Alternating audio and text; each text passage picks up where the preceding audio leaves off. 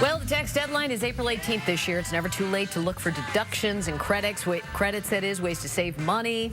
So you don't know Uncle Sam as much as you think you do. Craig Bolanos, CEO of Wealth Management Group, is here with some tax tips. Good morning. Good morning. Thanks for having me back. Good to see you. Okay, so first off, don't forget to deduct your contributions to HSA plans. What are those? We are talking health savings accounts. So many Americans in the last several years have had their employers force them into these high deductible plans. Yes. And a lot of people, just for cost savings, buying plans on the exchange, have HSA accounts, but they're not picking up the deduction on their tax return because anytime something's new, you just sometimes forget. Yeah. So communicate with your CPA and don't miss those valuable tax savings. So you just tell them, I'm paying this, you just provide proof of what you paid already? Is that how it works? Well, that's the whole trick. With these health savings accounts, you can be putting in up to $3,400 for a single, $6,700 for a family, but it's not as if they send you a form saying you put this much in.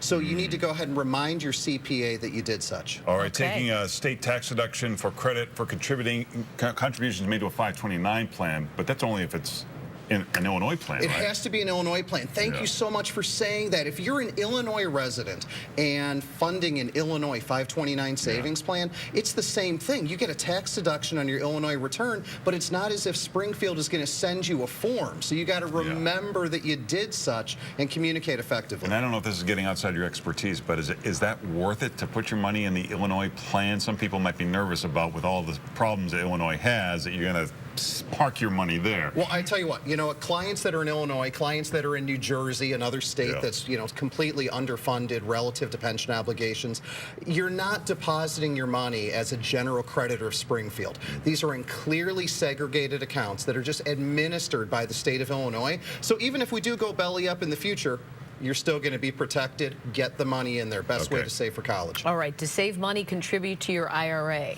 Well, that is one of the few things that we can do after the tax filing deadline. So much of what we need to do to save on taxes has to happen by the end of the year, but we have all the way up until April 18th, 2017 to put $5,500 to $6,500 in an IRA and take that valuable tax deduction. So you're doing it after January, you're doing it now to save you on next year's taxes? We're doing it now to save on last year's taxes. Really? Yeah, and in fact, if you're a small business owner, or maybe you worked but you had some income on the side, you can fund a SEP IRA, and you can do that all the way up until October 15th with extensions and still get the deduction on your 2016 return. That's a can't miss. All right. All right. I think most people know they can write off charity. What's the problem that you're seeing in regard to that contribution? You know what? With charity, the economy's getting better. People are feeling more secure, and I'm seeing more and more families come in and they're donating dollars, but they're not doing it as smart as they can. So two quick examples. Maybe you're part of the baby boom generation, and the oldest baby boomers are hitting a magic number this year, 70. And with that comes these distributions from retirement plans, IRAs, 401ks.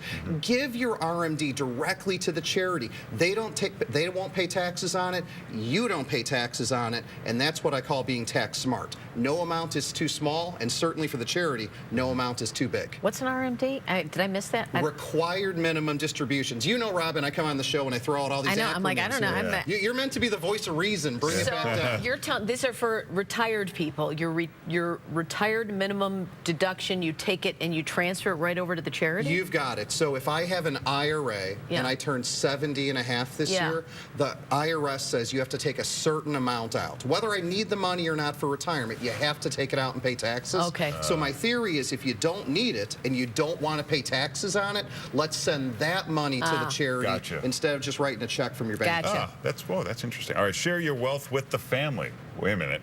A lot of people have been doing that for a lot of time. I know. I thought you couldn't write that off. Well, you know what? You can't write that off. But what I see happening is people come in, and especially still, you've got adult children reaming from the Great Recession that happened years ago. And in some circumstances, I see very generous parents, grandparents, helping with down payments on homes, helping with certain things.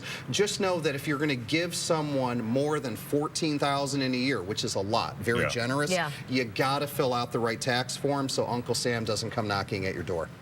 So it's that $10,000 threshold where you have to start filling out the paperwork. Is that what it is? You know what? You're right. It's been $10,000 forever, but now we're at $14,000 per year. So anything above $14,000, we do the documents. Gotcha. Well, you can catch Craig Sundays at 10 a.m. on AM 560 and check out investingwithwmg.com.